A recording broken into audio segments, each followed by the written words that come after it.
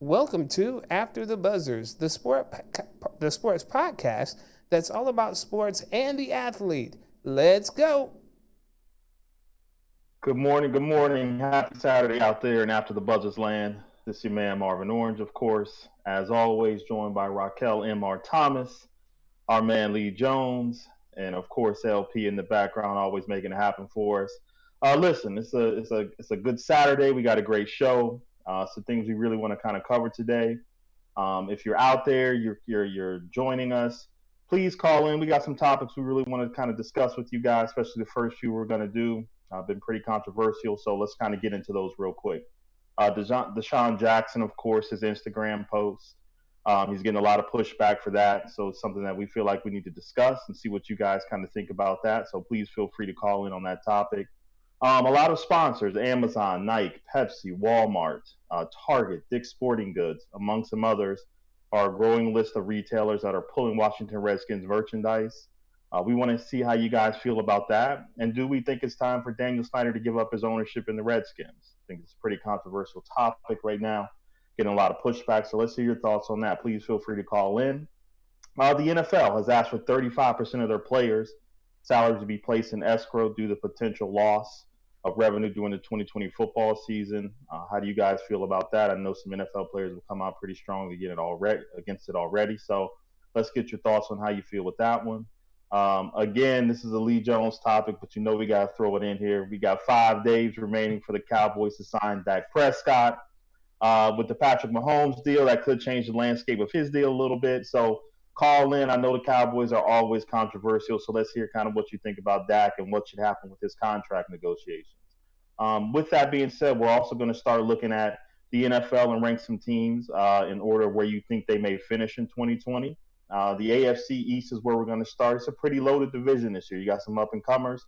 We got the Patriots, Bills, Dolphins, and the Jets. Let's see what you guys feel. I know we got some Patriots fans out there. You know I'm a Dolphins fan now. The two is with the Dolphins. So let's hear how you feel about that. The Georgia Senator, Miss Kelly Loeffler, she sent a letter to the WNBA commissioner denouncing the league's plan to dedicate its season to social justice and saying Black Lives Matter movement. Does that belong in the NBA? Or she's saying it doesn't belong in the WNBA. So, of course, again, another controversial topic here. How do you guys feel about that? And her thoughts being an owner in the WNBA. Also, WNBA players are voicing their concerns and dislikes over the bubble conditions and amenities that they're starting to see. I know some have put out some tweets with some video footage of what's going on. So, how do you guys feel that they're being treated? Do you think that they should be playing the season? Let's kind of weigh in on that. We do have a poll question, so you guys kind of think about this as we go through. Let's find out who you think the best six man in NBA history is. I already know my answer to that one. It's pretty easy. I'm sure Lee gonna pull something out of his hat, but we poll in on that one. See what you guys think. Again, the Ivy League. This is pretty big news. Canceled all fall sports, including football, for the 2020 season, and of course, Stanford has canceled 11 sports amid budget concerns. I think you're starting to see that kind of shift a bit in how people are feeling about COVID-19 and playing this season. So call in, respond, tweet at us about how you feel about that. And of course, the Big Ten, last but not least, have announced that they will only play conference games. I think you've already seen some first games of the year being canceled. I know Alabama's not playing USC. What are your thoughts about only playing conference games for the college football season coming up? So as you can see, we got some pretty good topics today. You guys call in, use those fingers, dial that number. Let's get a good discussion going.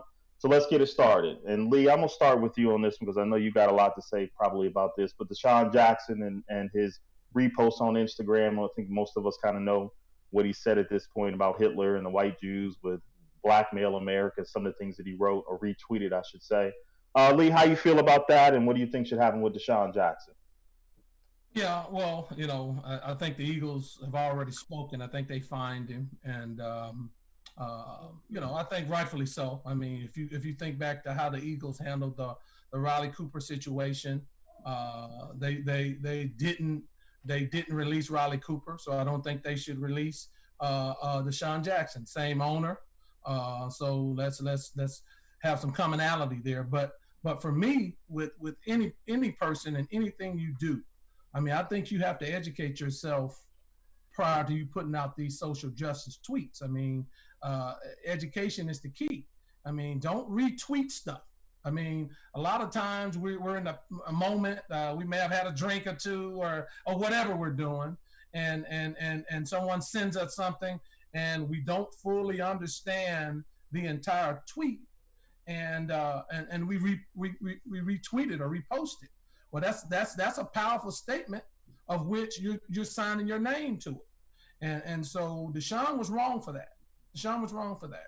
You know, you shouldn't do that if, first of all, that's not how you truly feel, and second of all, if you can't explain yourself why you're doing it, why you think the tweet is good. So you know, for me, you have to educate first and know what you're talking about before you put these tweets out there. And hey, if you put it out there, stand by it, right?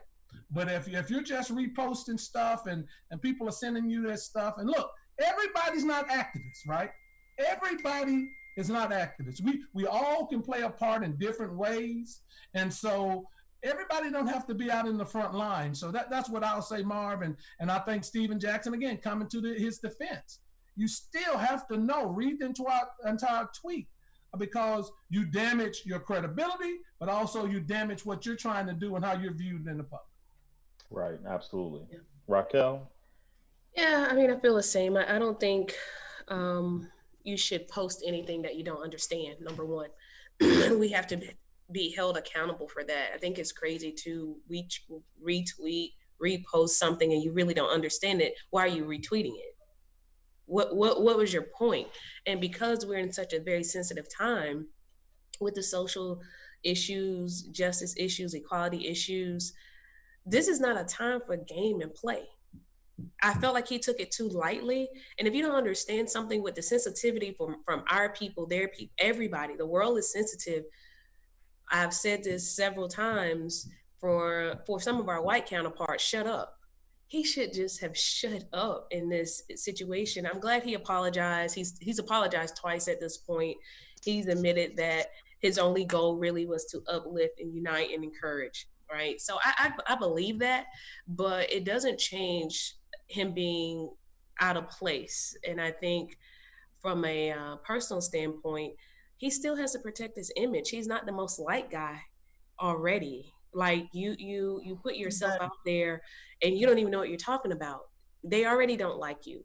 So I think whoever's on his team, I pray that they're talking to him and helping him understand the damage that he did to himself. Forget NFL, forget, all the other things, but your credibility has been shot.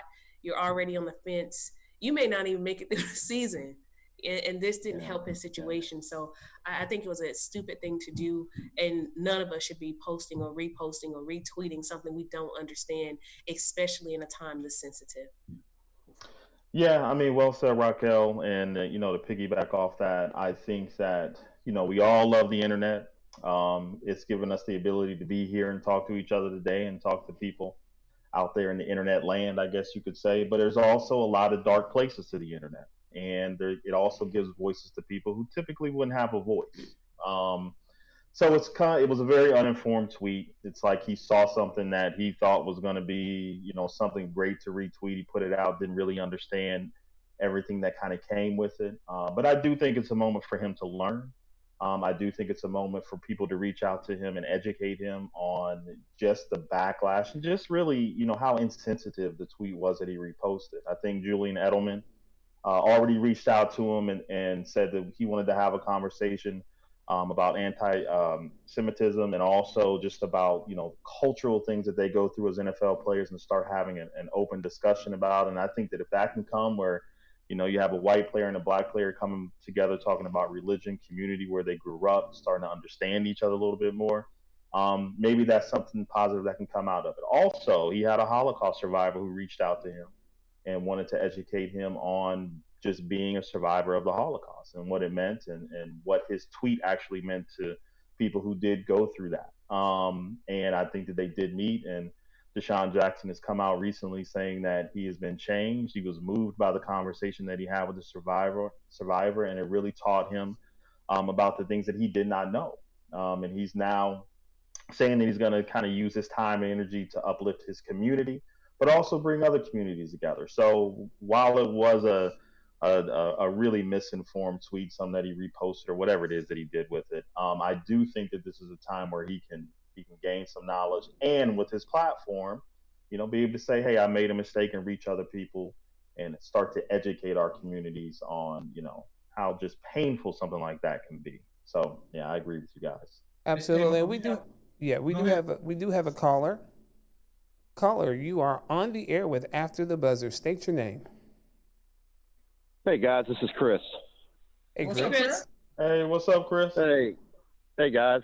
Number one, loving the show. I want to call in. You guys mentioned in your opening, about the Ivy League canceling fall sports. I'll give you guys a little bit of breaking news. There's going to be a huge announcement. I believe it's Monday from the NCAA regarding fall sports, but football is going to be separate from fall sports. It's going to be very interesting, but I'll give you that little tidbit. So keep an eye out for that I believe it's like Monday at 5. That's supposed to come out. Chris, that'll cover all 3 divisions, correct? Correct. But one thing that I learned, and I didn't know this until this week, so FBS football is completely different from all the other divisions, and the way it's handled by the NCAA is different too. So right now, I'll just tell you, it looks like we may see some FBS football from this announcement. But the other sports, like the Ivy League, like in the junior college level where I am, we're done. We're not playing fall sports. They're all going to be moved to the spring. But I just want to give you guys and let all your listeners know, I believe it's Monday afternoon that they're going to do some sort of announcement. When they went to that FBS, FCS tier thing, Chris, that's when they broke them off. So I what you're saying is absolutely true. And wow, that's breaking news. Thanks, buddy, for getting that to us. Yeah, I had to give it to you guys. Yeah, and again, the FBS, I mean, it's the revenue. The other sports don't bring in the revenue like football does. So I mean, the colleges need it desperately. But yeah, I just want to share that with you guys. Love listening to everything, and keep doing what you're doing. Appreciate it, Chris. Thanks, Chris. Absolutely appreciate it. Yeah, you're welcome. You guys take care. Okay. And that's a space we definitely need to kind of stay into. That's a big announcement, and I think we kind of know where they're going with it, but still, I mean, it's a big announcement, and even locally, we've already seen Benedict be affected by it. I think their conference has canceled. Yep. All fall sports, so they're not going to be playing this year. I'm sure. Coach Keaton, if you out there looking, have you heard anything further about Allen? If you guys are going to be playing this year, it looks like the writing seems to be. Benedict isn't playing. Allen can't play because we know the money factor is certainly different over at Benedict versus Allen. So if Benedict isn't playing, we can rest assured it's a safe bet. Allen isn't going to play. Coach, call in if you can. We love to hear from you, Coach, if you're out there. Yeah, but absolutely. But we knew this all along, though. I mean, we've been talking about this. Yeah, I expected those smaller tiers to start to doing that. We saw the CIAA cancel their league yesterday in all sports, but that FBS, I mean, it's going to take something, catastrophic, serious illness by the players, as we always talk about and we debate, for them to say no, because that money is they. I mean, they're literally talking about canceling sports. There was a beautiful article, and I forget, I read it yesterday, about how the reshaping of college, if there's no season, the reshaping of college sports in general, just from this one season of lost revenue. Marvin, you know this, all of those, and you as well, Rocky, all these other sports that benefit off of all this money that's generated by football, mainly football, but football and basketball. At some schools, their travel budget, their equipment, all of that stuff is generated from this, and schools are going to start just canceling those sports. We're not going to have those sports anymore. So that's crazy. Yeah. All right. Well, yeah, we'll definitely keep that space and keep an eye on that. So, and we actually have let's kind of move on to our next topic. We got Amazon, Nike, Pepsi, Target, Dick's Sporting Goods, among others, who have joined a growing list of retailers who have said that they are pulling all Washington Redskins merchandise. We kind of heard about this in the news, but looks like it's really starting to come into effect. Do you feel like it's time to change the name of the Washington Redskins? And also, do you feel like maybe it's time that they start thinking about changing ownership of Daniel Snyder? So, Raquel, what are your thoughts about this, and how do you think that this kind of should go? What direction should go in? From a business standpoint, I'll say this: if Nike, Amazon, Target, etc., are starting to pull the merchandise, then you don't have a choice. From a business standpoint, you've been forced to make a business decision, so you have to remove Redskin. Period. You no longer have a choice. Your opinion doesn't matter because now you're affecting the bottom line, which is what we talk about so often with the NBA players, NFL players, the Black athletes going to HBCUs versus predominantly white colleges. When you start to affect the bottom line, you have no choice but to play ball or you're out. So you think about how much revenue apparel brings in. They can't afford to not make the change. So from a business standpoint, the front office has to say, okay, by Monday, we're going to have a new logo, period. Because we're not going to sacrifice the overall business because of what we feel. Because at the end of the day, you almost have to take the feeling out if you want to survive in business. So that they've been forced to remove the logo, period. Because other people are going to start to follow suit. It's not just going to stay Amazon, Nike. Hell, Nike is enough. Nike is enough to say, okay, we got to go back to the drawing board. But when we talk about changing ownership, I think we overstep our boundary because at the end of the day, you still have a person who has built something, and to try to take it away because of a name, it's a little too much. And I am all for the social justice. You guys know how I feel about the movement that's going on right now and how, for our people, I'm willing to stand in front of the rally, but we also have to look at the dynamics of, this is this guy's business. He has put a lot of energy into it. Yeah, we may not like some of the things he's done over the years, but there's still many, many Washington Redskin fans, and we can't just negate the man's business because we don't like his logo. But I do think it's time for him to change the logo. At this point, when you start looking at the bottom line, because you're going to end up in bankruptcy at some point, when people start to say, I'm not going to sell your merchandise, you'll see a lot of other things follow suit. So I think it's a bit much to say, hey, he shouldn't be owner.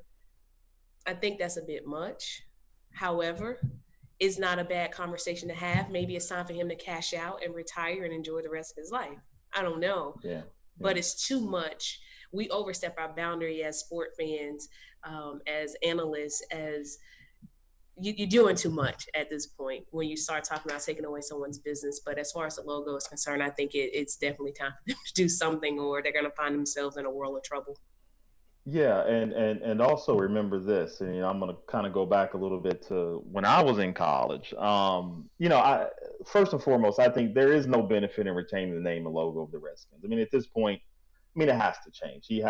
And Raquel, I know you're a business owner, and you're an entrepreneur, and you stated it correctly. What's the choice at this point? You have to do it. But remember, you guys, back in 1995. And we had the whole Washington Bullets of the NBA. Oh, yeah. And now I remember this because I was in school and I was hooping, and it was a big deal. And I think it was the prime minister of Israel at the time who was shot and killed. And, it was during the whole time of the Israeli-Palestine, situation. And then they were starting to finally get some peace. And he was at a rally speaking. He got shot, but he was friends with, I think it was Abe Pollin, who was the owner of the Washington Bullets at the time, and he had been owning the team for a number of years. And 4 days after his funeral, it wasn't even a conversation. There was nothing that was talked about in terms of what he was going to do. He changed the name, and he just said there is no place in professional sports for Bullets to be part of a professional name, and he changed it to the Wizards. There was no fanfare. There was no discussion about it. He was the owner of the team, and he made the decision that this is what I need to do, not only in honor of my friend, but with the fact that it just had no business in professional sports. So, and also, there's also another kind of added element to this. You know what? I'll say, and DC is certainly known from the 80s forward for the murder rate was outrageous, the crime rate was outrageous. So it really played into all the negative things that were going on in DC. And for those guys that are still a part of that era, they still were Washington Bullets. They still find apparel. They create apparel because it's a part of all the negativity that was happening in DC during the time. Absolutely. Remember Chris Webber, Juwan Howard were part of that team, and they were very outspoken about it. And it literally was Yep. was boom. The name has changed. They changed the uniforms. Done. We're not having no discussion about this. It needs to be done. But also remember, the Redskins have a kind of a sordid history too. And I think a lot of people don't realize this about their owner George Marshall back in the day, where he was one of the only owners who was still trying to do the ban for black players in the NFL from like the mid 30s to almost the 1945, maybe 50, where Wow. he didn't want to integrate. He didn't want to integrate the NFL. He was one of the last to be able to do it. So there is a history with the Redskins and some of this stuff. So at this point, it's time for Snyder to kind of get above the curve here. Just be like, you know what? It's time. The climate, the where we are right now, man. Just come on. I get with the times to do it. It's enough already. It's just time. Lee, what you think, man? Well, you guys have said it very well, and I know we have some people in DC that are listening. So call in. I'd love to get you guys' perspective on the Redskins and the name changing Daniel Snyder. But first of all, Raquel, I don't know who you are, really. I mean, I expected you to say, yeah, he should sell. So I love it. I'm not, I think in all fairness, Lee, your personal sometimes has to just separate from business. And I think when you own a business, because I own several, at some point you have to say, this is really what I feel, but I gotta take care of my family. If I can not only just get you to have that same, don't say anything about Cowboys. That would help us out a lot. But Margaret, y'all said it perfectly. The only thing I'll add is George Marshall. He wanted to get a stadium built very similar, and they were not going to do that back then. And very similar to Dan Snyder wanting to get that new stadium in DC, where the old RFK was at. They're not going to do that unless he changes. He's being pressured from so many different angles. Yeah. The name change is inevitable.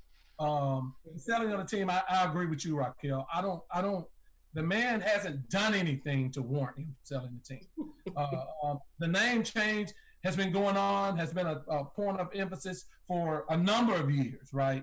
And so now with the pressure of the Black Lives Movement and the fact that he wants another stadium, it's time for him to change it. But I don't see him being forced to sell, and I don't think any other owner is pushing that narrative either. But he also has to know the amount of money he'll make off of the name change. I mean, it's going to be a windfall for him in general, the rebranding of the team. So whatever he loses, he'll make back up with the new rebranding of the team, with the new logo, new name. So it's really a win for him. It's just his pride was in the way. Because when you say never in all caps, that sets you on a side that you don't want to budge from. But no, you're budging now. They're pushing you over to make this thing happen. So. And I didn't know about the 1930 to 1945 deal with this guy. I didn't know that, actually. So I was educated in that moment. So if that's the case, that's really his problem. Yeah. That's really his problem, right? And when you have as much money as he has, sometimes, we saw that in LA, the Clippers. When you have that kind of money, sometimes you can say, to hell with them. This is what I feel. And it becomes all about it's clearly all about his feelings. He's not thinking about money. Yeah. It's all about what he feels. But that whole 1930, 1945 deal, that's who he is then. Like, it's no doubt. And he's still that guy. Over the years, he's still that guy deep inside. It doesn't change. I don't know if he is, Raquel. Daniel Snyder has done some very good things. I don't know. I think he dug his heel in on this Redskin name because he feels it's the history and historical nature of it. And he dug his heels in when he shouldn't have. And he's progressive. But I don't see him as the same as Mr. Marshall. I really don't. I wouldn't anyway. I wouldn't paint him with that same light. He's done a lot of hiring as far as African Americans in the Redskins organization. I wouldn't really paint him that way, but I will say his pride is certainly the thing that held this up for quite a while. So in the same light, if we're talking about the Washington Redskins, then where do we go with the Cleveland Indians, and where do we go with Florida State Seminoles and their chant in the stadium during football games. I mean, is this going to be across the board a conversation that we need to start having? Because the Redskins aren't the only team. Well, Marv, Seminoles being the name of a tribe, to me anyway, it's different than Redskins, the slur. So there was, the Seminole tribe, Indian tribe, historical tribe name, to me, is it's different almost an honor than Redskin, in my opinion. What about the Chiefs? That one, I'm sort of lukewarm on that, but Seminoles, I just think, I mean, it's an honor to have. Well, I don't know, they may not see it. I mean, right, they don't see it that way. That's the name of the tribe. They don't like the tomahawk chop that goes on. The Atlanta Braves. I mean, we could go down the line of all the teams that we could actually have a discussion about. Is this just exclusive to the Redskins, or I mean, does it become an inclusive conversation with all these other sports franchises? Well, it should be inclusive, but the Redskins are in hot water because of emotion. Yeah. See, the emotion hasn't trickled down to the other teams yet. But I think overall, if the Redskins has to change their name, everyone else should as well. But nobody else is on the hot pot right now because the emotion isn't on those teams. But the truth of the matter is this is only happening because of emotions at this point. So it should be all inclusive. There should be a rally to say, hey, if I have to change my name, if Nike's going to pull my stuff, why isn't Nike pulling the Brave stuff? Why isn't Nike pulling? Why isn't Amazon pulling? It should be an inclusive conversation because it's not fair for just the Redskins to do this. So Marv, you make a great point there. I just think Redskins is a slur. The others are not. The others are not a slur. Well, the issue is the Indians don't like it.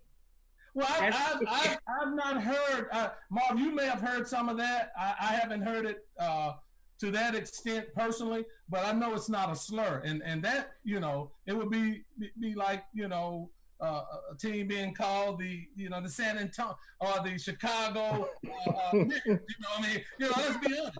So, nobody, that's a slur.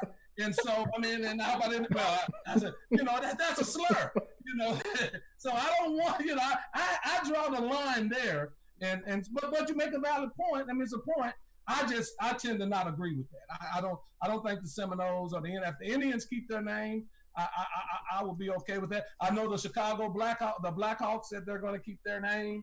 But the Redskins have to go because that is on the par with all the other wetbacks and all that stuff. It has. I mean, we could even go as far as maybe some Southerners have a some kind of feeling about the New York Yankees. I mean, we could take it away. We could keep going, and you can rest assured that the New York Yankees will never change. Oh no, that'll never happen. That'll never happen. But we don't. So, and this is the deal. Like, so we can say easily it'll never happen for the Yankees, but we take so lightly what the guy for the Redskins feel. And originally when we had this first conversation, I did feel like it's a lot to change my name. I've had this name for forever. Yeah. So, initially I said, it's a lot for us to ask him to change the name of his team. And I still think it's a lot, but because of the bottom line being affected, I think he has to make some changes, period. But we do not put the same emphasis, as Marv said, on all the other teams because Yankee is just as bad. Yankees is not. Yankees is a slur. I don't think Yankees is a slur. I mean, you can make the argument. Like the argument can be made. I mean, the argument can be made. I agree with that. But like I said, I mean, Redskins, we know that's a slur. I mean, just right out the box, we know, that's a slur. It's just, that's what I'm saying. So, yeah. All right. Well, I'm sure there'll be a lot in the news over the next coming weeks or months. So we'll probably revisit this a little bit. DC, call. I need somebody from DC to call because I'd love to hear a name. I know you're from that area too, Raquel, but I'd love to hear somebody in DC right now call. If you're out there, please give us a call and tell us what you think about the Redskin name. Hey, before we move on, let's go. I've got a couple of comments on Facebook. This is from Deborah Stegall Harris. And it's, I believe, in regards to the tweet. It says, I don't understand in 2020 how the heck so-called high-profile people continue to post perpetuated misinformation. That was one of her comments. Very good point. Right. And then her second comment was, based on the COVID's no vaccine, make the common sense decision about fall sports. This pandemic changes everything. Game changer. Nothing in group activities will be the same again. Nothing. I mean, very good points. And the first point, Raquel, kind of goes back to you. Yeah, the first point kind of goes back to you, Raquel. Like, who was on Deshaun Jackson's team? Like, how do you even let that get out? You know, you got to fire everybody at that point, because I just don't understand that. So, like, where are your people, man? Like, where are your people at, man? Somebody helpful. Raquel, you know, when y'all sitting back sipping one and doing whatever else you do, and somebody send you something, I'm down with that, and you just retweet it in a moment's time, and Deidre was right, so insensitive and no forethought. The second comment that Deidre made, this is what I'll say to it. I agree with the macro view of that, but when you peel back that onion, and like we always say, Marv, you brought it up a couple of weeks ago, how much money the University of Alabama makes in football alone, and how that school is reliant on that. That's why the Power 5 schools are going to play, or going to attempt to play. And I think they'll start the season, unless something catastrophic happens, they'll continue to play. Yeah, absolutely. Very good point. So, well, let's move on to, another Dallas Cowboys topic that we need to put in for Mr. Elite Dak Prescott, Dallas Cowboy Jones. So, we got 5 days remaining, probably maybe 4 days now at this point, for the Cowboys and Dak Prescott to reach a long-term deal. What do you guys think are going to happen? You think they're going to reach this deal? And, kind of give me what you think about that. Lee, come on, you go on the start, man, because I know you've been biting at the bit to get one thing to say, and I'm not going to get into it. I like to hear from the callers, really. I want somebody to call or put your statements in. Dallas will sign Dak Prescott in the next few days to a long-term deal. There's no doubt about that. I know it's going to happen. I'm confident it's going to happen. It's going to be a beautiful thing. You'll see him make an average between 35 and 36 million a year.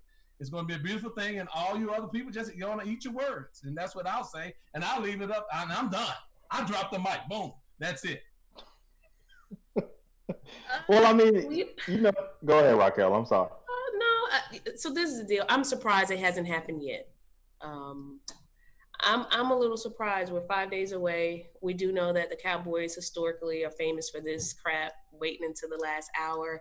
I think it plays into the politics and the TV time and the airtime. In all honesty, I think it's a part of the show. I do think they will sign Dak. I don't think they have a choice. Where are you going to go? So that's the biggest thing. I don't think they have a choice. There is no guy that they can pick up.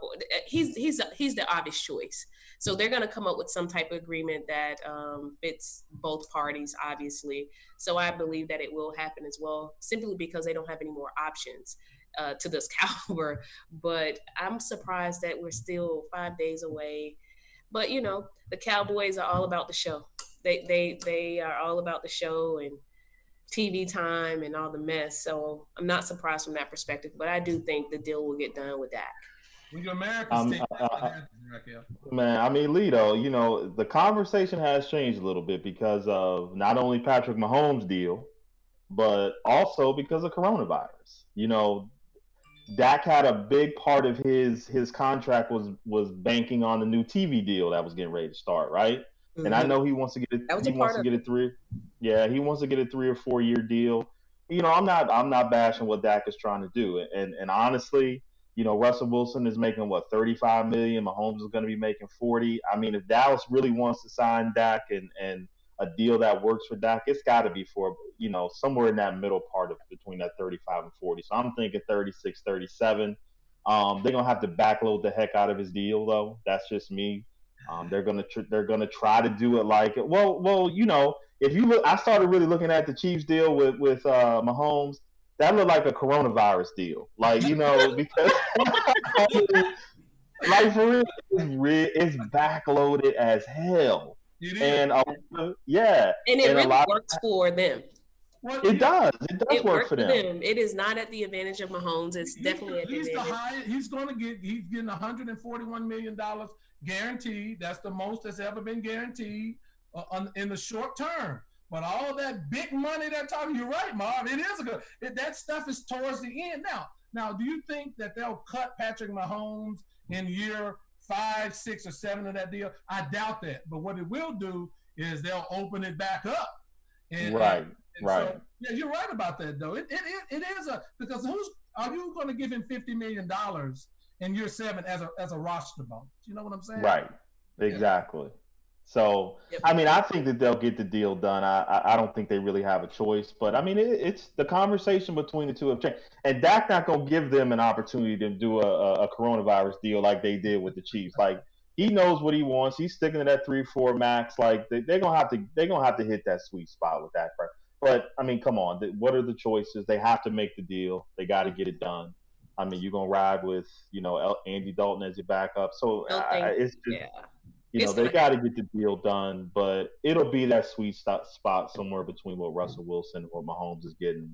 But I don't know. It's going to be interesting to see because, Corona changed everything. That TV deal, salary cap, the way it kind of works, it's changed a lot, but I foresee them getting it done.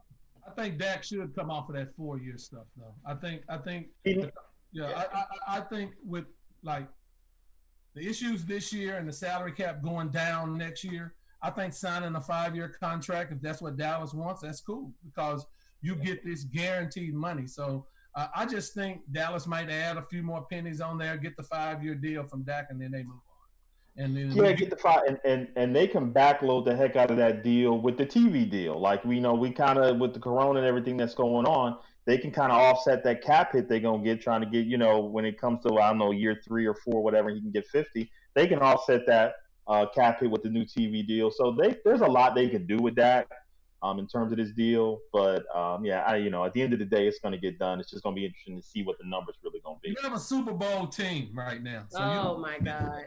Next topic. But you don't. All right, yeah, let's move on. Another time, another day.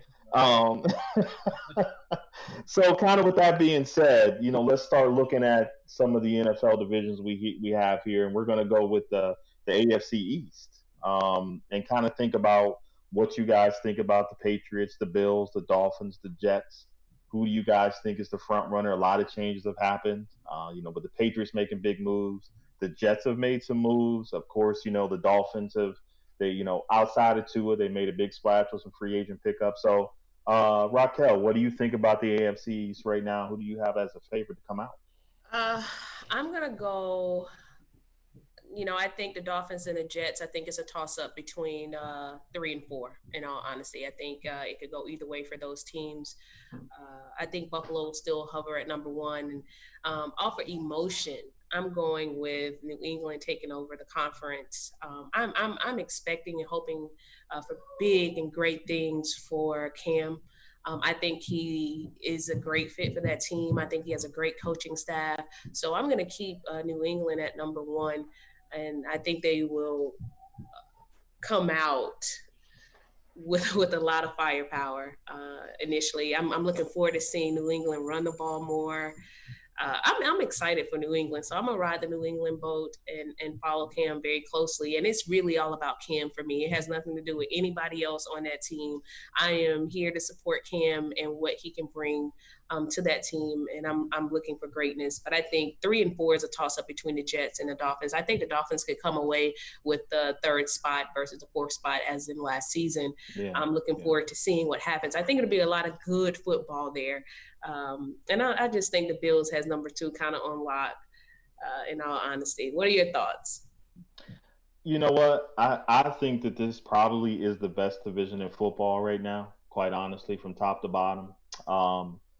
Until somebody beats New England and they're no longer the AFC East champ, I got to go with New England. But, I do think the landscape of that division has changed. I think everybody's gotten better. We saw Buffalo last year. They're right on the cusp.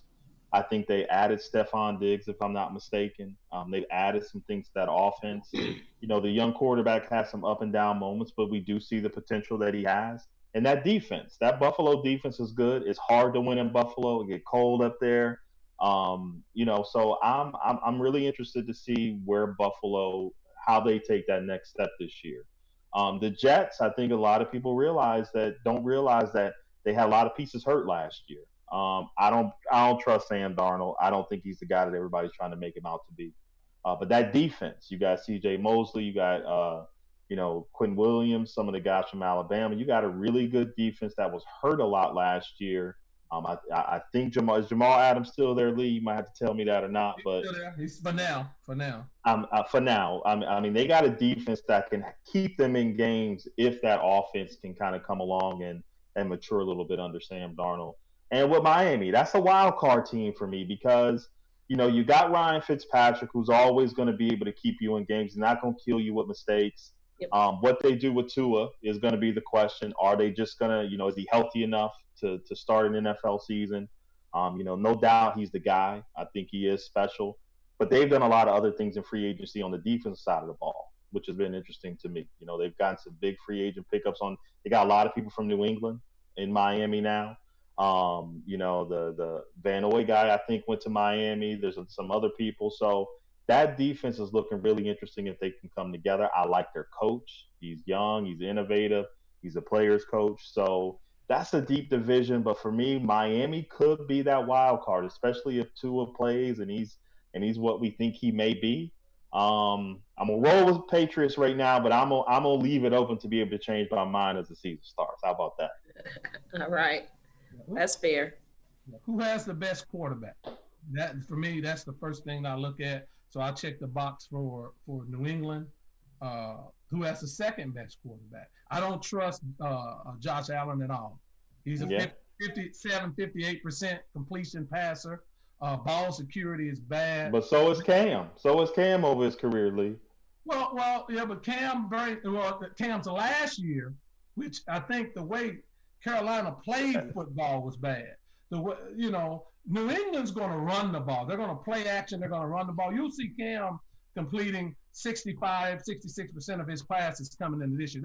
That's the kind of offense that Josh McDaniels will probably have with Cam, running the football, running the quarterback in certain situations, and then throwing the ball down the field. Because I do like New England's receiving core. Mohamed Sanu, N'Keal Henry, Julian Edelman. They have a lot of aspects of their receiving. Is the Henry kid from the Arizona State kid? Did he come from there? Okay, yeah. He heard a lot last year. Big kid, Marv. Yeah. Go up and get the football. He's like 6'2", 6'3". Yeah. So people slept on him. He was hurt for 8, 9, 10 games. Yeah. So I like what New England have with Cam because they can run the football. They have the extra weapon in Cam and doing what he does. When things break down, he can. And from all these videos that I see of Cam, that damn Cam looked good. I mean, Cam. From a psychological standpoint, he has me hyped. Yeah, just from a psychological standpoint. I don't know what's going on with the hair. I don't know what that's going about. But as far as everything else, man, Cam looked good. So we'll see. Buffalo, I don't trust Josh Allen.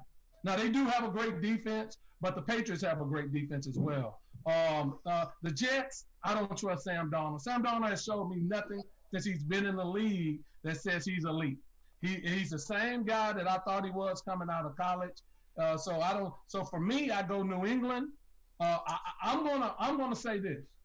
I love what Brian Flores did in his first year, Marvin. I do. And they showed that they took his coaching. They look good. Yep. The defense played well. And you're right. They brought in a lot of very quality free agents. The one issue I have is with not a lot of the OTAs and stuff, so they couldn't gel. Right. But they're in the same boat as everybody else, really, except for Buffalo. So Buffalo team's coming back intact. I like Miami as number 2. I like New England 1. I think Miami surprises some teams at number 2. Because let me say this. Fitzpatrick always starts off hot. Then he starts to curtail off. Right. By that time, I do think Tua is going to play this year. And I think Miami's going to be a surprising team that sneaks into that second spot. Buffalo's third, and the Jets come in last. I think you're going to see rejuvenated New England, the way they play football. Think back to when Josh McDaniels was at Denver and the way he used Tim Tebow, and they got to the playoffs, Marv. They did. They certainly did. They beat the Steelers. They won a playoff game with them. Yeah. that's the type of offense that you'll see. Some of those gadgets, and Cam's a better overall quarterback than Tim Tebow ever was. So I like New England. I like New England big time. And remember, and we have made these comments before, Lee, and I know Raquel, you made them too, about how much Bill Belichick loves Cam Newton. Like, so, Yeah. and I think Bill Belichick might be rejuvenated, being from up, the whole debate: is it Tom, is it Bill, is it whoever? I think Bill Belichick has a lot to prove without Tom Brady being there. I think you're going to see him as innovative as ever this year, and with Josh McDaniels. So, I want to see Cam have a good year because, I do think that he was kind of done dirty leaving Carolina. But again, Lee, I'm with you with that Miami. If Miami, that defense can be good enough to wait for that offense to kind of find its feet a little bit, they could surprise some people. So I think it's going to be have one of the best secondaries in pro football. I mean, absolutely. Their corners are probably the best tandem in football. So Miami defensively with those additions, they're kind of scary, man. And it's all about their receiving core. I think they need to. They'll be able to run the football, but their receiving core, Devontae Parker and the Howard kid got hurt last year. But Miami's scary, and I think they're going to make a jump in that division. So I agree with you, Mark. Yeah, absolutely. All right. Well, good stuff. Well, moving on, we're going to go to Kelly LaFleur, the Georgia senator who's co-owner of the Atlanta Dream. She sent a letter to the WNBA commissioner denouncing the league's plan to dedicate a season of social justice and saying Black Lives Matter, or the movement of Black Lives Matter, I should say. What are your thoughts about that? How do you feel about, her stance on this, being a WNBA owner and considering the WNBA as a league? We know it's about 80% Black. So how do you guys feel about that? Raquel, I'll let you start with this. I think I liked her before this. I respect her before this. The truth of the matter is Black Lives Matter has a place everywhere because we matter across the board. I don't care if it's the WNBA, the NBA. It doesn't matter. How can it not? So that comment for me was more personal. Like, what do you mean? So for the 80% of Black women that play in your league that generates for your team, who's predominantly Black, let's just talk about your team. Black, their lives doesn't matter. Their father lives doesn't matter. Their brother lives doesn't matter, because remember, it's not white men who are having their neck stepped on. Would you feel the same way? White lives don't matter? I'm sure white lives matter. She's not going to say that, of course, but I think it's one of those statements that it makes my stomach hurt. Like I probably wouldn't even shake her hand, to be perfectly honest with you, because to me, she's saying, okay, yeah, all this stuff is happening in the world, but we're the WNBA. Let's act like we're not a part of that. Let's act like that doesn't affect us. Let's act like we're not, we don't have friends, family members, whomever that could be affected by this. I feel like it was a slap in the face of the girls. I felt like she basically slapped them in the face and said, hey, take this chant and do something with it, but don't bring it over here. I want you to shut up and play. I want you to shut up and dribble. And all the stuff that's happening in the world, let's not bring that in here. Although it's affecting you directly, although it's your people that are being stepped on and stomped on and killed. But, that's not a part of the WNBA. So we're not going to deal with that. When you're done dribbling the ball for me, then you can go back to that thing. But while you're dribbling the ball for me, we're going to leave that outside. So I think it was a slap in the face to all the African-American women that play in that league, who dominates that league, who makes up the league. It was disheartening, to say the least. Yeah. Lee? Real quick, Raquel, do you think she should have to sell her ownership stake in the Dream? Nope. Consistency. I love it. I mean, she can feel. I mean, she gets to feel what she wants to feel, right? I don't have to agree, but I certainly can't take the lady's business because I don't agree with what she feels. That's like Trump. Right. He's still the president. We can all agree that, We want him gone out by. We don't want to see this guy again. But are we going to take his millions that he made before becoming president? That doesn't make sense. It's not. This isn't a business conversation. This is a moral conversation. This is a moral compass conversation. This is a quote is bad for business, though. It's bad for business. It is bad for business. She put herself in a really bad situation. I think now her players don't respect her. I think the Atlanta Dream team is no telling what's going to happen. But I think she put her team in a very bad position. Yeah, I wouldn't play for her.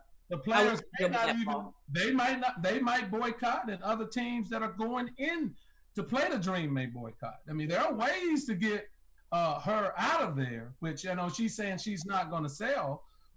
Now I'm on a break from I think that some heat should be on her. She's a United States senator, so right. that yields a different responsibility, in my opinion. Like how these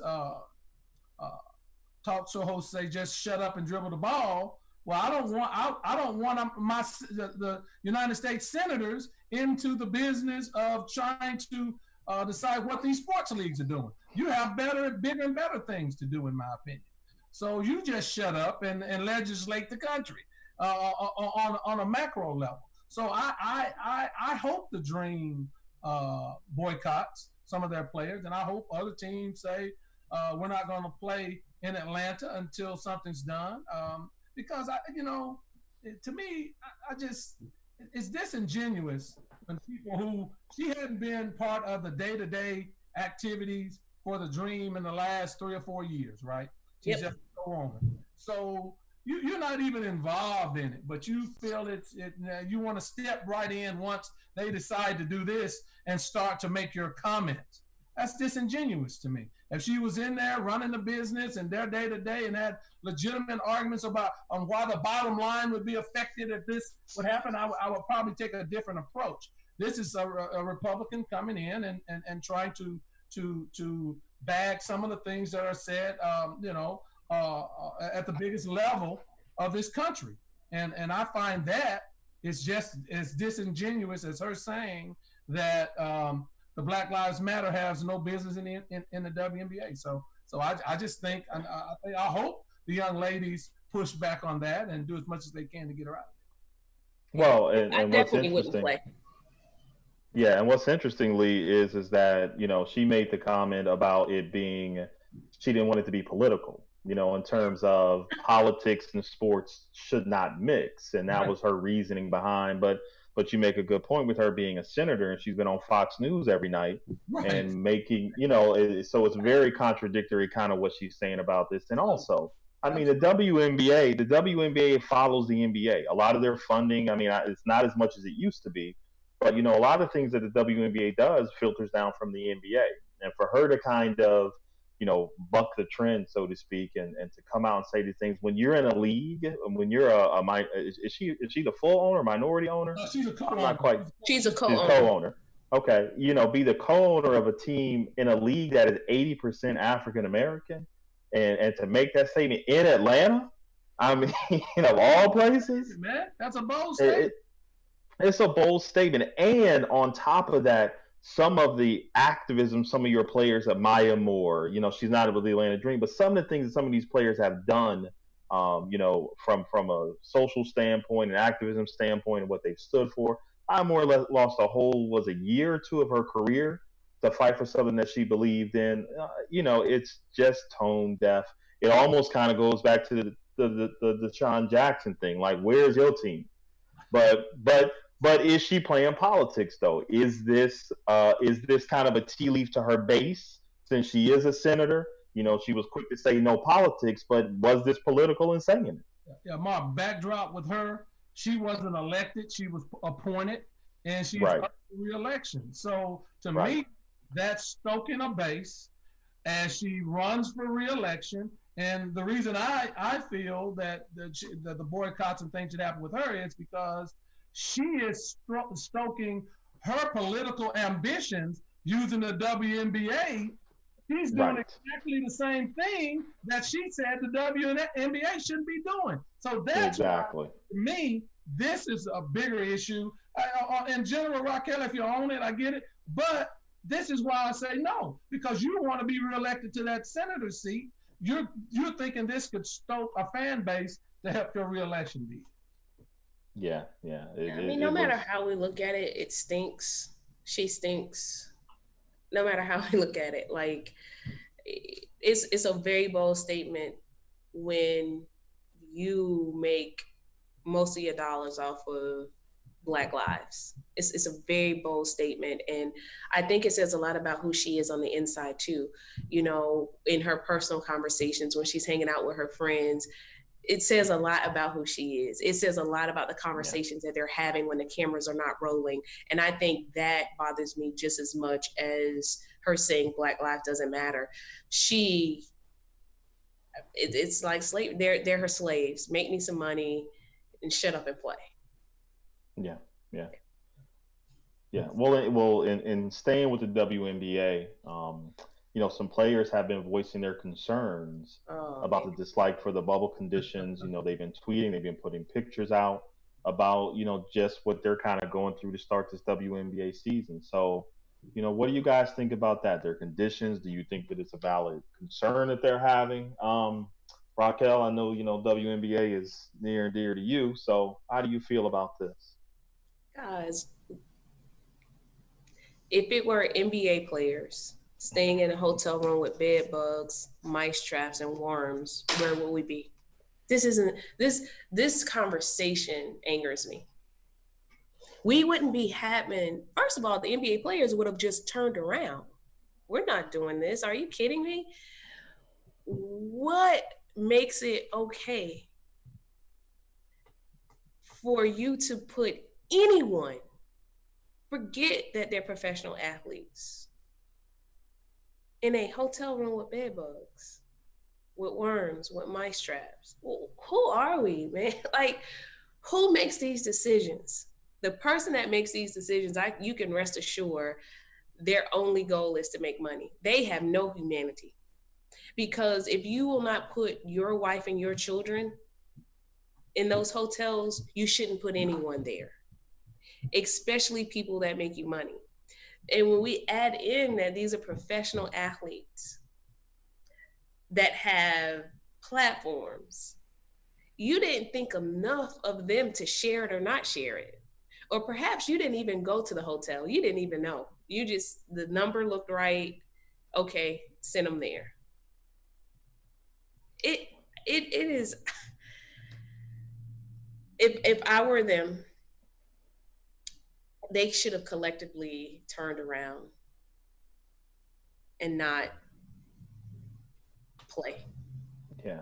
I'm interested, and both of you can kind of answer this or help me with this. Is this? Yeah, of course the environment what they were kind of subjected to was awful. Some of the things that we were seeing, and you're right, Raquel, they wouldn't do this in NBA players. But is this more of an economic issue with the WNBA? Meaning, and they shouldn't have come back. They should have set out like Ivy League. They should have set out like black colleges. They should have just set the season out. Yeah, and I've got some friends who play in the WNBA, and unfortunately, they're not top tier players, so they're not making a lot of money in the WNBA, and a lot of them have to supplement being able to just justify playing basketball as a career by going overseas and playing, to be able to supplement whatever they make in terms of the WNBA, just to maybe even make 70, 80, 100,000 for a year. So, which is still, pretty good in terms of what most people make today. But like a lot of people are saying, like, is this an economic thing with the WNBA where they just can't really afford on a baseline level to give the accommodation to players that they really do deserve? So, and I agree with you, Raquel, though, is this a time for, players to just say, nah, I'll just go overseas all year and play? So Marvin, and I'll piggyback off of that, because the reality is if you're playing in the WNBA, you just love the game. It's not about money. And that can't be their only source of revenue. And for the girls, and I don't say this lightly, so if I offend someone, I mean exactly what I'm about to say. If you're playing in the WNBA for 88% of the girls. There's only about 12% of them that are making money. Aja Wilson being one of them. Yep. I can rest assured Aja didn't walk into a room as such. But that's here or there. But for the rest of the girls, for the majority of the league, for 90% of the league, you ladies are playing because you love the game. So if you don't have another source of income, shame on you. We're adults. You should, whether it be, advertisement, promotion, going overseas to play, you have to have another source of revenue. And you can't tell me that if you don't get your WNBA paycheck, that's all you did all year. You play basketball 3 months out of the year. So for the other 9, you hanging out, partying.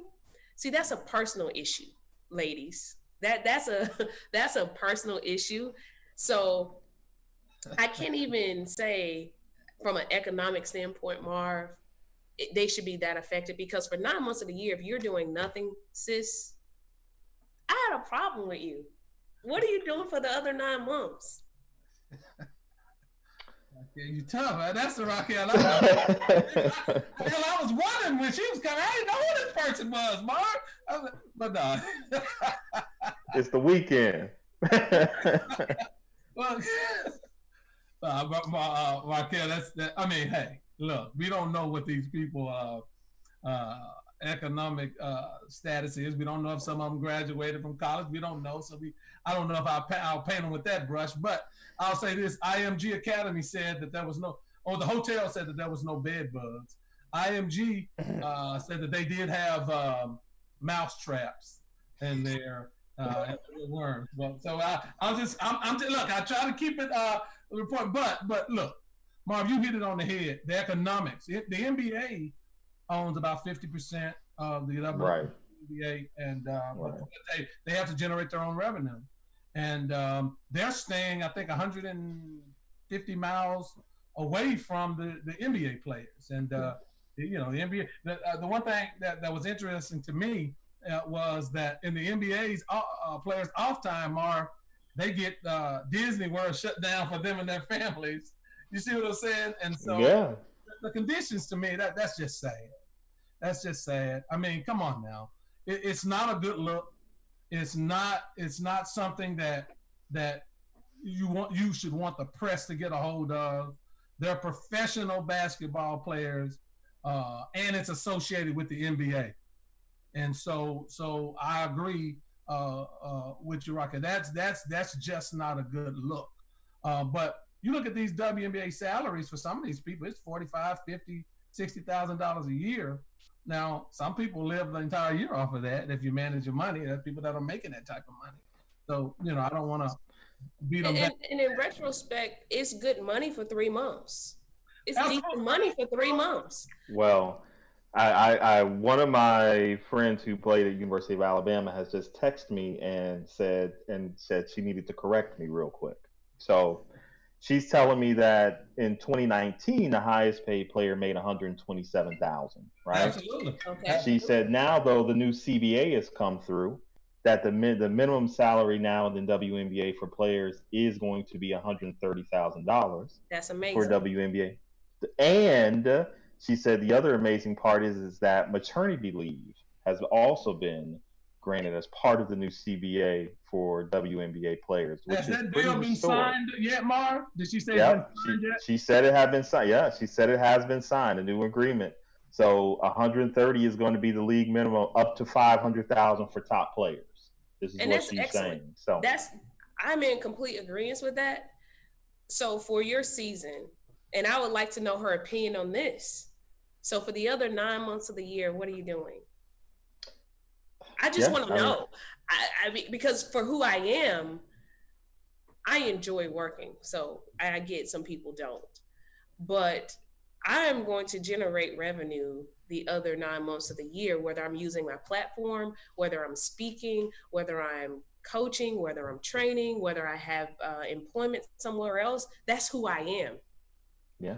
But this is not an argument about their in my opinion, it's about the working conditions. It's not an argument about. Well, let me add to that, Leland. One more thing before you. Go ahead, Marv.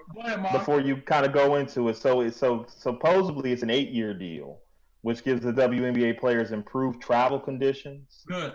Fully paid maternity leave, and potential for the higher league revenue sharing. So Good. that's pretty substantial. I did not know this. If you're talking about I agree with 130 that. as a minimum, that's good. That I right agree. there, that'll keep you in the United States and then Yes. not even having to go overseas. So that's Right. not bad living. And you know, maybe they don't want maybe they want to enjoy their time the other 6-7 months. I look at it more as a working condition type of deal.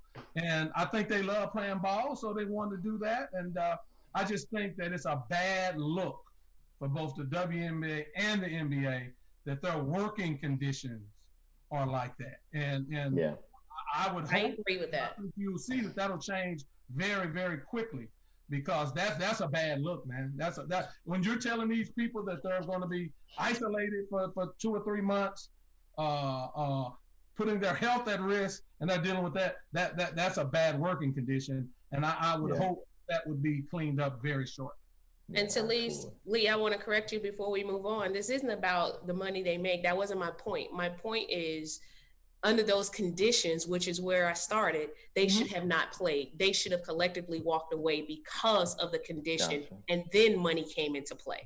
Well, I think this is about their conditions and the conditions which the WNBA wanted them to play under. I don't think you walk out, you express those conditions, you give them an opportunity to change those conditions, and then see what happens. I don't. Why do I have to give you an opportunity to change something that I should have never walked into?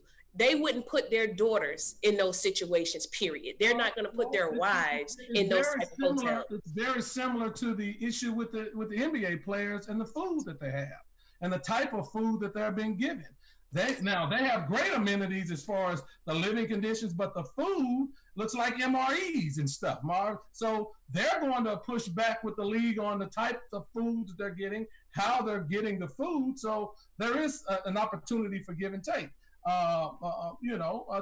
These women, and I'm not speaking for them, but I'm sure they love what they do and they love playing.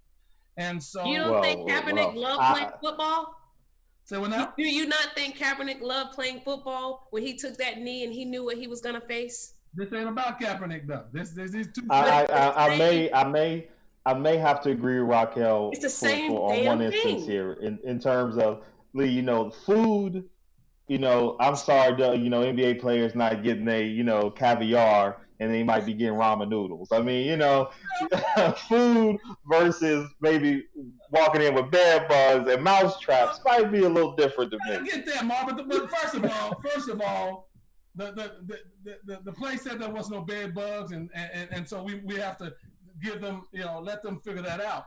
I'm not saying that you stay there for the duration of the season. You've made your issues known. You walked in, maybe the WNBA didn't know, maybe they didn't expect, but so now that they know the conditions have been brought up, let's get it changed. You give them an opportunity to change it. Look, the WNBA is holding on by a thread. I don't care what new contract they got, okay? Yeah. It's holding on very, very gently, right? You look at the TV ratings and things of that nature, and so they're partners with the league, and partners far more than the NBA and Players Association as far as development of this league. So, I get it that we all want to say, turn out and walk out and go. But you're trying to continue to grow a business of which is the WNBA. They've just got improved labor standards, Marv. You don't turn around and walk out because you're in breach of your new CBA. If you do that right now, you got to let the process work itself out. Yeah. We do have a comment from Facebook from Courtney Nicole. She says, "I agree. They should have walked away and went home. Respect me." Yeah, and thank you, Courtney Nicole. But again, when these CBAs are written, you just can't walk out and leave. You just got a new CBA. You're in breach of your CBA now. So there are a lot more involved in that. Yeah, there are a lot of people that say, I ain't working here. I quit. But you can go down the street and get another job. You breach your CBA if you do that. Then there's a whole nother can of worms, and you go back to the previous collective bargaining agreement, and nobody wants that. Give them an opportunity to fix the problem. Yeah, absolutely. in my opinion. All right, well said. We'll move on a little bit. We'll lighten it up a little bit with our poll question that we talked about a little bit earlier. Best six man in NBA history. You know, wanted to see what people had. Chime in, tell us what you got. Call in. You know, hit us up on Facebook. But you know, there's a lot of good candidates out there. I mean, a lot of people who made a difference coming off the bench. Some honorable mentions. So, what we got? Whoever want to roll with it, roll with it. What you got as your best six man in NBA history? Lee. Go ahead, Lee. Come on, Lee. I go first. Look, I can go all the way back to Kevin McHale coming off the bench for Boston, won the award twice with the Celtics. Jason Terry comes to mind when I think about one of the best six mans coming off the bench. The Jet, he was great. You know, a guy like Ricky Pierce, Marv, used to come off. Ricky Pierce. Bench. Denny the Microwave Johnson coming off the bench. The two, and I have. Don't forget about Michael Cooper.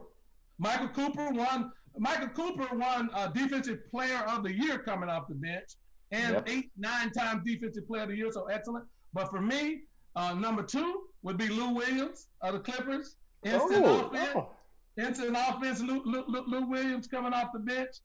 And my number one guy. Best six man of all time, Jamal Crawford.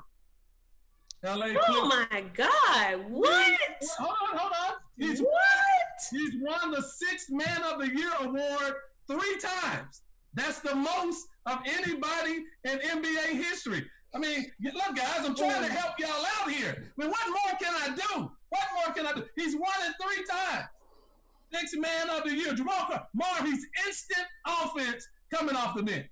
More than anybody. Instant offense. Jamal Crawford is my guy. Lou Williams is number 2.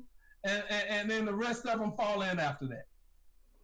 Look. God, look. You know what? I'm not Jamal. Yeah, I ride with Jamal Crawford. Lou Williams, nah. Jamal Crawford, but listen. I love Jamal Crawford, but Jamal Crawford didn't play with a lot of bad teams, and he came in.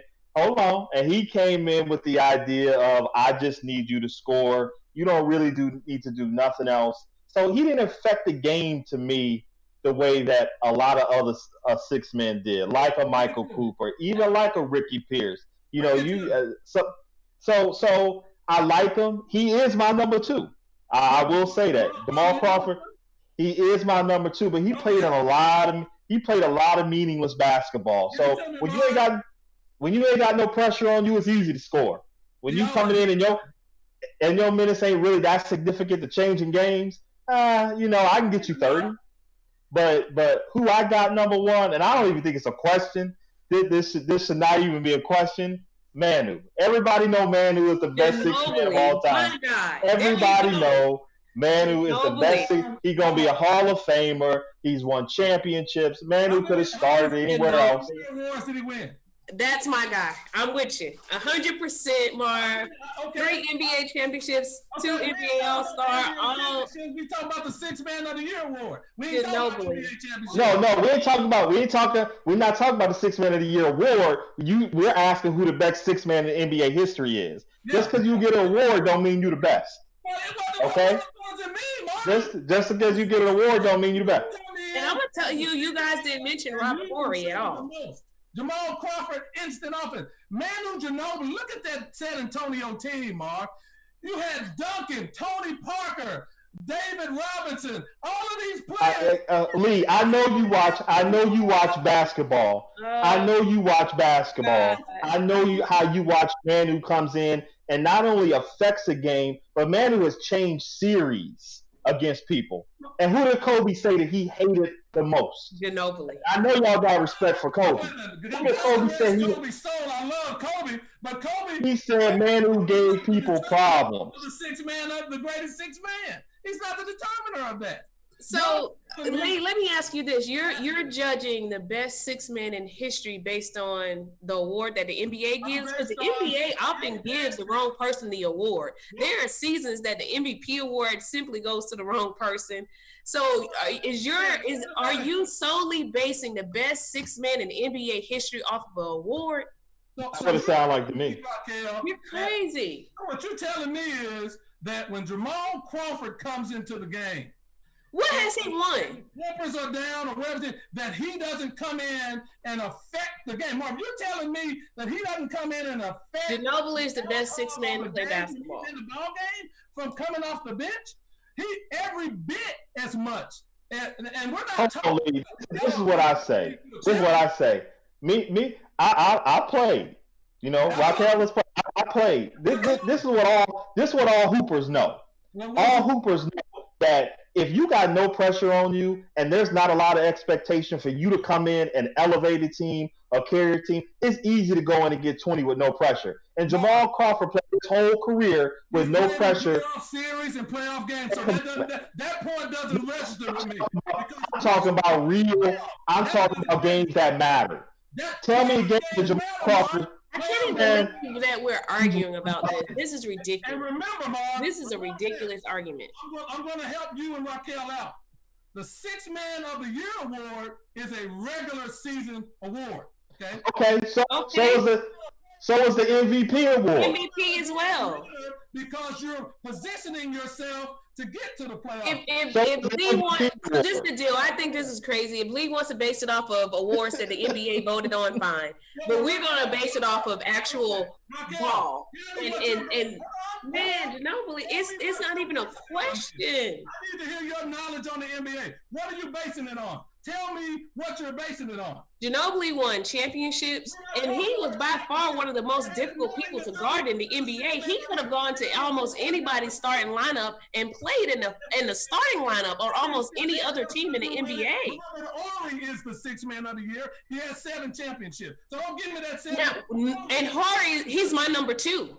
He is my number 2. Robert Horry is my number 2. See, now. So you know what? I'll let you keep screaming. I'm done. Well, you're screaming because you don't have anything for me. You're done because there's no. I mean, come on. I mean, Eric Gordon won the Sixth Man of the Year award one year, man, for the regular season. Marv, the year that Eric Gordon won the award, he helped the Rockets get to the Western Conference Finals. You got to take it into effect with these. But hold on. Let me say one thing though. So if it's a regular season award, I'm gonna tell you why this award don't hold a lot of weight to me, because you're saying it's a regular season award, right? All right, he's the Sixth Man of the Year during the regular season. Then let's make the argument about the NBA MVP too, because you can make an argument that over a 6-year span, LeBron probably should have won the NBA MVP every single year, and he didn't win it. So you can't act like the most deserving person has won the award every year. That hasn't happened. And people got tired of seeing Manu. Manu didn't put up them kind of numbers because his team they didn't need that from him. But there was a lot of intangibles that Manu did that nobody else could do. And only basketball players can see that and know that. That's why he has so much respect from Kobe. Let me say this, Mark. I love my basketball players. Some people that can shoot a ball, but I don't give 50 cents to analyze anything for me. But that's a different thing. But let me say this, Mark. All awards are regular season awards. That's why they have postseason awards as well. So you get the same award in the NBA Finals. You get the regular season MVP. Now, some of these people that have gotten the award, look, Jordan should have had the award for 13 years. I agree with you on that. But bottom line is, it's a regular season award, and for you and Raquel to say that Jamal Crawford did not affect or impact the Clippers during the regular season, now that's ridiculous. That is ridiculous. And now that is ridiculous. That you get louder as you go, and I didn't say Jamal Crawford did not add value. I'm not saying that the boy can score. This is about the best in history. I'm not saying Jamal Crawford didn't come out and provide quality minutes, points, et cetera, et cetera. I'm not saying any of that. Okay, so and I don't think I heard Marv say that either. So maybe I Maybe I didn't hear you, Mar, but I didn't hear you say that. Hold on, Lee. Bring it. All right. NBA seasons, Jamal Crawford 19, Manu 16. We got it. Playoff games, Jamal Crawford 8 playoff games in his career. Okay. 8. Okay. 8. Again, though, Marv, we're talking about regular season awards. You just we're not talking about awards. We're talking about the best 6 men in the history of the NBA. We're not talking about an award. That matters because that means that what you did during the regular season, no matter what your impact is, it wasn't that significant because you didn't play the playoffs. You couldn't get to the playoffs. You can't be the best in history and not go to the playoffs. I can easily refute your argument by saying this.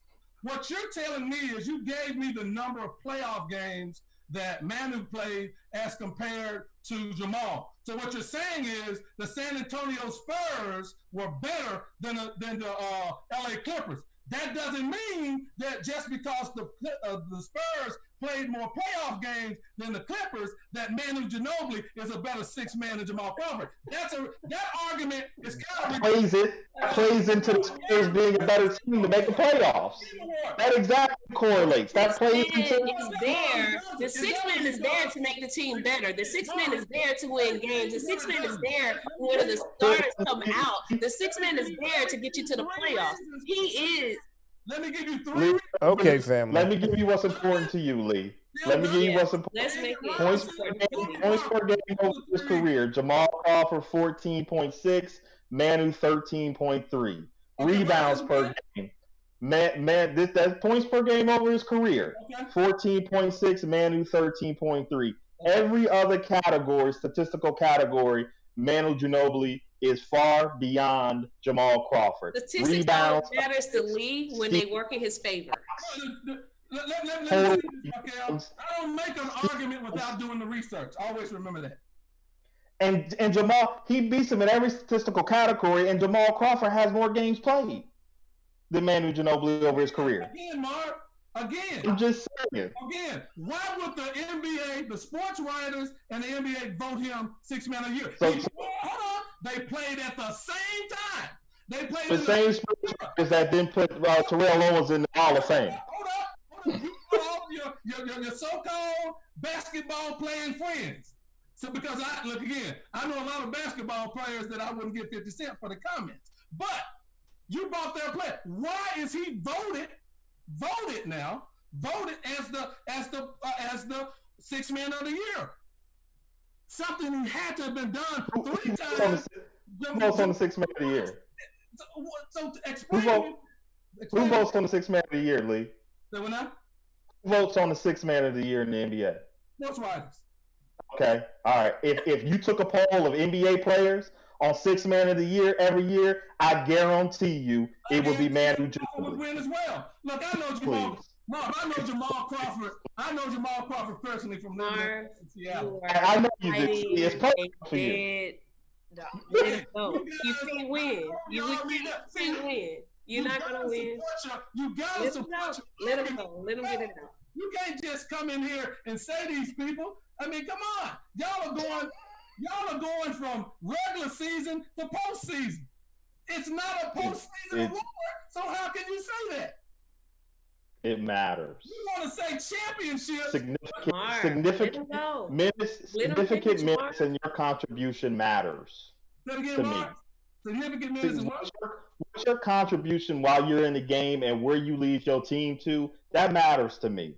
I mean, I know if you have no. You just told me that Jamal Crawford was 19 points and Ginobili was 16. Isn't that significant minutes while you're in the game? No, I'm saying if you want to look at it in one lens with points scored, sure, you got me on the point scored. I'm looking at it in the lens of the people that voted for 6 man of the year. I don't know what you're looking at it in. So you saying you would take the word of sports writers like a Skip Bayless back in the day and not people who actually played the game? Mark, let me say this to you. Not everybody. Let me say this, and I hope all of my friends that play professional sports don't take this in the wrong way. But everybody that's played sports, that's a God-given talent. Doesn't mean they can analyze or know the game inside and out. Just because you can dribble and shoot doesn't mean that you can know the game and can analyze it. But one thing hoopers, NFL, professional athletes know, one thing they do know, forget the analytical part of it. We don't care about the analytical. They know who that dog is when they're on the court. You feel it. You feel it when you leave the game. You remember who walked the dog with you every game. You remember the guy, the girl who you couldn't stand. You remember the guy, the girl that gave you a hard time. You remember the guy and the girl that stopped you. Says that Jamal Crawford is a bad boy. So I got a former college teammate that played with Manu in San Antonio. So I got the best personal experience I can have. Somebody who was the world with him. He played with Manu, so he's biased towards Manu now. I can give you many other players I played against Manu that say the same thing. You gotta give them to me. You gotta give them to me. You gotta give them to me. I say the same thing. You gotta give them to me. But I love this argument because it's always, look, you gotta take the emotion out of this stuff. We all get emotion on who we like. I don't do that.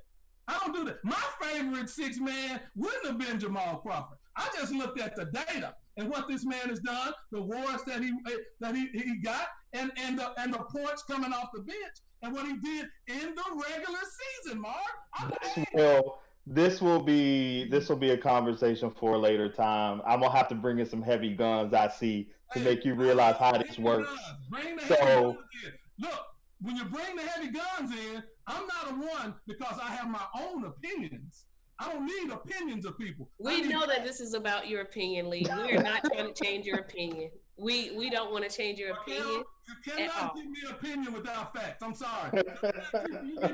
Sometimes you give me these opinions and you don't back them up with facts. Well, you can't hear because you speak so loudly. Yeah, I tried to give you stat lines, but you couldn't hear me because you were talking. You did not give me one stat line. You started talking about the playoffs and it's a regular season award. I can't go with that one. I can't go with that. So listen, guys, very heated debate. This is one we need to definitely revisit a little bit later. We're gonna need to get a little bit more to this, but definitely a heated debate. But we've come to that time where we need to wrap things up. There's a few other things that we wanted to get to, but Lee, he got us off track a little bit because he gets so emotional with his facts.